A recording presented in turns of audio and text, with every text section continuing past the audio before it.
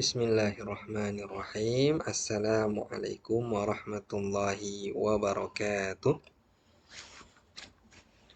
Alhamdulillahi rabbil alamin. Wassalatu wassalamu ala asyrafil anbiya'i wal mursalin.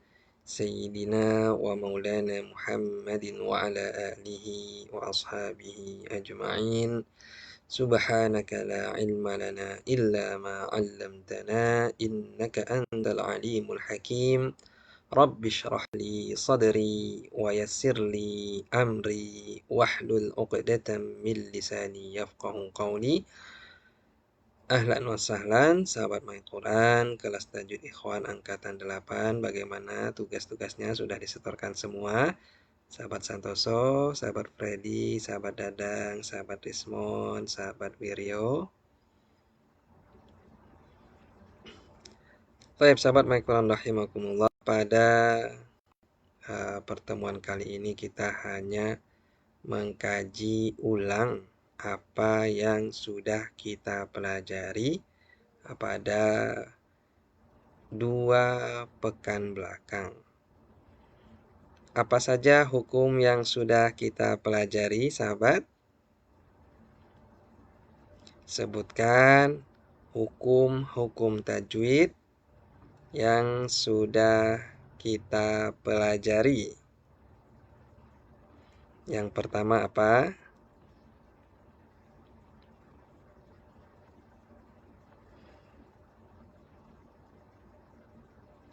Hukum tajwid yang sudah kita pelajari adalah hukum nun sukun dan tanwin.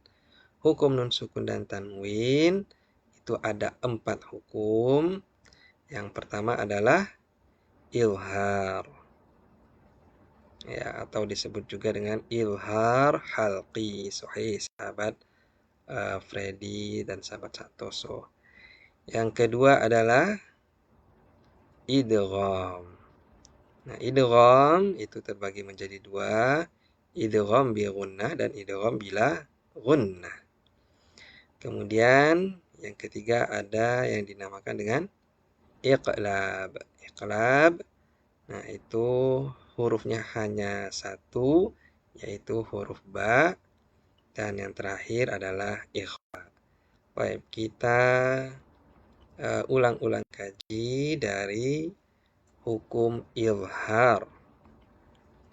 Ilhar, nah ini dibaca dengan jelas. Koreksiannya, dibaca dengan jelas itu jangan dijeda. Ya, jelas, memang betul, memang tidak didengung. Sahabat mungkin bacanya sudah benar. Tetapi kalau dijeda itu juga keliru. Nah, contohnya bagaimana?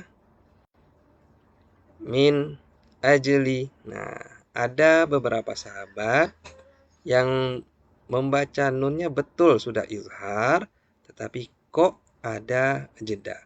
Kalau bahasa Indonesia misalnya kita membaca buku, ya mungkin bisa ya dijeda, tetapi untuk membaca Al-Quran, apalagi untuk tartil, untuk tilawah, bukan untuk sebagai kajian tafsir ya. Kalau cuman sekedar kajian tafsir itu boleh-boleh saja ya, seperti kita membaca tulisan Indonesia. Tapi kalau untuk kita tilawah Al-Quran, maka itu tidak diperbolehkan. Harus ya langsung disambung. Min ajli. Jadi jangan min ajli, jangan ada jeda, jangan berhenti. Nah, kalau sudah ilhar, maka jangan kita dengung. Jangan dengung, jangan juga disamar-samarkan. Nah, huruf ilhar itu adalah huruf-huruf yang ada pada makhraj al-halqu. Nah, ini sudah kita pelajari pada kelas dasar. Sebagian sahabat masih belum hafal mungkin ya huruf halqi ini ya, huruf izhar, karena ada yang mengikhfakan ketika nun sukun atau tanwin bertemu dengan ghain atau kha. Ya, jadi keliru. Misalnya azizun ghafur ada itu. Ya, mungkin dikiranya huruf ghain adalah huruf ikhfa, padahal huruf ghain termasuk huruf izhar. Begitu juga dengan kha. Kha mungkin agak-agak mirip ke kaf ya, seperti K. Kha tinggal di kha gitu ya. Biasanya di tulisan Latin kita menulisnya dengan K dengan H ya, KH, kha. Nah, ada yang mengira bahwa kha itu hukumnya adalah ikhfa, padahal izhar. Maka jangan kita ikhfakan aliman khabira, keliru ya. Harusnya aliman khabira. Kemudian berikutnya adalah idgham. Nah, idgham terbagi menjadi dua, idgham bi gunnah dan idgham bila gunnah. Untuk gunnah, Ustadz, sebenarnya berapa lama gunnah? Nah, kalau di buku-buku tajwid, kita akan menemukan lamanya gunnah, durasi dari gunnah adalah 2 harokat. Nah, tetapi bagaimana cara membaca gunnah 2 harokat? Nah, tentunya kita harus berguru. Kalau kata guru kita, oh ini masih kurang nih, masih kurang lama dengungnya, masih kurang, tambahkan sedikit, maka ditambahkan. Bahkan kata Syekh Aiman Rusdi Suaid itu aksar min harokatain. Ya, menurut beliau aksar min harokatain. Ya, kalau kita lihat di channel YouTube, ya saat beliau membahas tentang gunnah, beliau mengatakan mendengung itu lebih dari 2 harokat. Ya, jadi tidak hanya 2 harokat tapi lebih, aksar min harokatain. Maka saat membaca gunnah jangan hanya sekedar diidghamkan saja, jangan hanya sekedar dimasukkan saja, tapi direm. Diremnya pun jangan berlebihan ya, jangan terlalu lama. Sering-seringlah kita mendengar bacaan Al-Quran, para masyayikh, para syekh-syekh, ya para qori. Nah, itu kan kalau saat mendengung itu kan ada remnya ya. Walaupun dia baca cepat itu ada remnya, direm. Ya, saat dia menggunah itu ada remnya. Nah, ini idgham bi gunnah. Idgham itu dimasukkan, nah, gunnah itu dendengung. Gunnah itu makhrajnya di mana? Ada yang tahu? Di manakah makhraj gunnah? Silahkan dituliskan di komentar. Kita sudah pernah ya membahas tentang makhraj gunnah.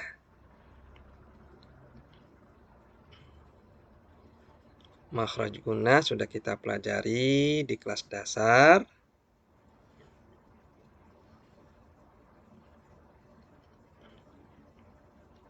Tidak ada yang tahu?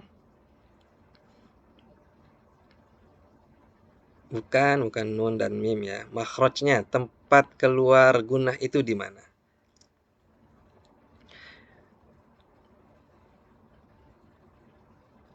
Tempat keluarnya gunnah, mendengung itu adalah khayshum. Khayshum itu adalah rongga. Nah, rongga hidung. Makanya huruf nun dan mim kalau kita dengungkan, bukan hidung ya, tapi rongga hidung. Nah, kalau kita tutup hidung kita itu sulit untuk menyebutkan huruf nun dan mim. Nah, itu gunnah. Apakah ilhar ada gunnahnya? Itu ada, tetapi gunnahnya itu adalah tingkat yang paling rendah. Ya, artinya tidak ditahan lama ya. Ya, tidak ditahan lama. Kalau ingin lebih detail lagi, nah itu ada pembahasan tentang gunnah, ada tingkatan-tingkatan gunnah. Maka saat kita mai yaqulu, jadi tidak hanya iya saja, tapi ada dibantu dengan gunnah. Tetapi tentu khayshumnya, gunnahnya itu tidak sekuat mim dan nun. Makanya pada huruf mim dan nun di mushaf Madinah itu diberi tanda tasydid ya untuk idgham bi gunnah. Nah, mim dan nun itu ada tasydidnya. Tapi ya dengan waw itu tidak ada tasydidnya. Makanya kita harus perlu tahu ilmu tajwid. Ya, khawatirnya kalau kita tidak paham, oh di sini tidak ada tanda tasdid. Jadi akhirnya bacanya wafakihatan wa abban. Nah, ini keliru. Padahal wafakihatau tahu itu ada gunanya tapi tingkatnya tidak sekuat mim dan nun. Sekali lagi untuk gunah ya untuk yang mendengung itu direm ya, direm jangan hanya sekedar mim masad. Nah, tapi harus mim masad min nutfah. Nah, silakan didengar bacaan-bacaan para qori. Nah, itu ada tahannya, ditahan di rem. Ini untuk idgham bi gunnah. Kecuali, nah ini ada pengecualian. Ustaz, bagaimana membedakan antara yang pertemuannya satu kata dengan yang dua kata? Kalau ini kan dua kata semua ya. Nun sukunnya di kata yang awal, kemudian iya-nya di kata yang kedua, di awal kata yang kedua. Fakihatan, tanwinnya itu di akhir kata yang pertama. Wa ini kata tersendiri ya. Mim masad, min. Nah, min itu kan nun pada kata yang pertama, mimnya kata yang berikutnya. Nah, ini bagaimana cara membedakannya Ustadz antara yang satu kata dengan yang dua kata? Ya, tentunya harus paham bahasa Arab ya. Kalau lebih bagusnya. Tetapi untuk gampangnya ya tinggal dihafalkan saja. Tinggal diingat karena hanya 4 kata ini saja. Qinwan, bunyan, sinwan, dan dunya. Ad-dunya ini banyak sekali ya di dalam Al-Quran. Jangan kita gunakan, jangan didengung. Baik, ini untuk idgham bi gunnah. Kemudian berikutnya adalah idgham bila gunnah. Nah, idgham bila gunnah insyaallah gampang ya. Ya hanya ditegaskan saja tasdidnya milladunna. Jangan terlalu lama, jangan milladunna atau jangan terlalu cepat miladunna. Yes. Kalau masuknya masuk ya, mim masuk ke lam masuk, tapi terlalu cepat akhirnya harokatnya itu ada yang dikorupsi. Nah, ada yang dikorupsi. Miladunna seolah-olah kita membaca miladunna ya walaupun kita membaca miladunna tetapi ada harokat yang kurang. Begitu juga dengan mirrabbihim ya mirrabbihim jangan terlalu cepat mirrabbihim. Ini untuk idgham bila gunnah. Selanjutnya hukum yang sudah kita pelajari adalah iqlab. Nah, di sini hati-hati ya, hati-hati. Kita memang sengaja tidak menuliskan mim kecil ya agar kita melatih ilmu yang sudah kita pelajari bersama-sama. Iqlab itu adalah ketika nun sukun atau tanwin bertemu dengan huruf ba. Ya, maka suara nun sukun atau tanwin itu dibaca dibaca mim. Jangan lupa. Nah, bi gunnah dengan didengung, direm. Summum bukmun. Nah, mim tasdid didengung. Kemudian di sini ada iqlab, maka juga didengung. Ini banyak yang salah ini melihat bukmun menjadi bukmum ya, padahal bukmun. Di sini ada tanwin ya dhammatain. Dan yang terakhir adalah ikhfa. Nah, ini termasuk saya saat talaqi kepada syekh yang paling sering terjadi kesalahan adalah saat mendengung. Kita tahu teorinya, kita tahu ikhfa, kita tahu idgham bi gunnah, ya kita tahu iqlab, tapi saat prakteknya ternyata masih kurang didengungkan. Ya padahal sudah dijelaskan bi gunnah dengan dengung. Nah, tetapi bagaimana cara mendengung? Nah, inilah yang perlu kita membaca di depan guru. Ya, kita membaca di depan syekh ya, agar jelas bagaimana cara membaca yang benar. Mungkin ya walaupun kita tahu teorinya, ya, tahu dari kecil kita sudah tahu teorinya, ya, tetapi kita tidak konsisten. Nah, kadang kadang tidak, ya kadang malah ya tidak pernah menggunakan. Nah, makanya kita perlu mencari guru untuk membenarkan bacaan kita. Ikhfa itu tidak hanya samar-samar, ya tetapi juga harus didengung. Ya, tidak hanya memadukan suara nun sukun atau tanwin kepada huruf setelahnya, tetapi juga harus didengung, ditahan didengung. Cara membaca ikhfa memadukan antara nun sukun atau tanwin dengan suara ikhfa yang ada di hadapannya. Nah, saat di kelas dasar kita sudah mempelajari sifat-sifat huruf. Ada huruf yang dibaca tebal, ada juga huruf yang dibaca tipis. Nah, kalau huruf ikhfa-nya adalah tebal, maka suara nun, sukun atau tanwinnya juga ikut tebal. Yang surun. Nah, begitu ya. Kalau setelahnya adalah huruf tipis, ya maka tipis juga. Jangan kita tebalkan, jangan contohnya zal ya. Jangan dzikrillah, jangan tapi dzikrillah. Nah, makanya kita harus punya dasar dulu ya, dasar dari makharijul huruf, makhraj huruf dan juga sifat-sifat huruf. Nanti ada hukum tajwid yang ada hubungannya dengan sifat-sifat huruf.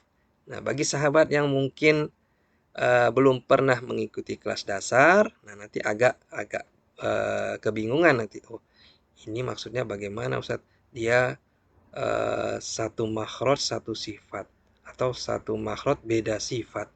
Nah, hukumnya begini. Kalau satu makhraj satu sifat begini hukumnya. Nah, nanti akan membingungkan sahabat bagi yang belum mempelajari tentang makhraj dan juga sifat-sifat huruf. Baik sahabat My Quran rahimakumullah. Mungkin ini saja sebagai evaluasi. Maka sebagai tugas kita, nah ini. Nah, di sini ada praktek nun, sukun, dan tanwin. Nah, di sini walaupun seharusnya di mushaf itu ada tasdidnya, ini kita hilangkan tasdidnya. Untuk latihan ya, untuk latihan. Misalnya iklab itu ada mim kecilnya, nah di sini kita hilangkan. Begitu juga izhar ya. Izhar itu kalau di mushaf Madinah itu nun sukunnya itu pasti ada tanda sukunnya. Nah, kalau dia bukan izhar, itu di atas nun sukun tidak ada tanda apa-apa. Ya, jadi tidak diberi tanda sukun. Insya Allah bisa ya, ini hanya 7 kalimat. Ya, silakan dipraktekkan. Semoga ada peningkatan dan tidak ada salahnya. Amin ya rabbal alamin. Baik, mungkin ini saja yang dapat kami sampaikan. Mohon maaf atas segala kekurangan. Semoga apa yang kita pelajari dapat bermanfaat. Aqulu qauli hadza wa astaghfirullah li wa lakum. Assalamualaikum warahmatullahi wabarakatuh.